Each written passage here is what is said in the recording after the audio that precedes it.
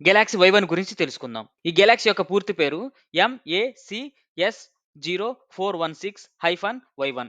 దీన్ని సాధారణంగా వై1 అని పిలుస్తారు. ఇది MAC50416 అనే గెలాక్సీ క్లస్టర్ వెనక భాగంలో ఎరిడానస్ నక్షత్ర మండలంలో ఉంది. దీని వెలుగు 13 బిలియన్ సంవత్సరాలు ప్రయాణించి మనకు చేరింది. అంటే ఇది బిగ్ బ్యాంగ్ తర్వాత 800 మిలియన్ సంవత్సరాల సమయంలో ఉన్న రూపాన్ని చూపుతుంది.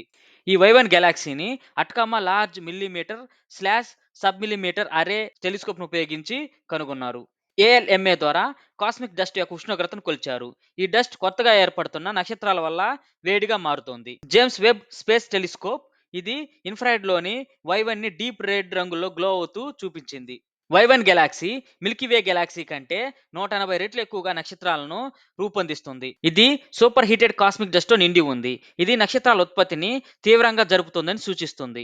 ఇది ఎర్లీ యూనివర్స్లో గెలాక్సీస్ ఎలా వేగంగా అభివృద్ధి చెందుతాయో అర్థం చేసుకోవడంలో సహాయపడుతుంది. వై1 చూపిస్తున్న ఎర్లీ గెలాక్సీస్ నక్షత్రాలను ఏర్పరిచే విధానం ఇప్పటి గెలాక్సీల కంటే చాలా భిన్నంగా ఉంది.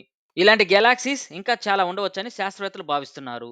ఇవి గెలాక్సీ ఫార్మేషన్ పై మన అర్థాన్ని మార్చవచ్చు. ఈ వీడియో మీకు నచ్చినట్లయితే లైక్ చేయండి. Thanks for watching. మరిన్ని సైన్స్ వీడియోస్ కోసం మార్గదర్శి తెలుగు ఛానల్ సబ్స్క్రైబ్ చేయండి. జై హింద్.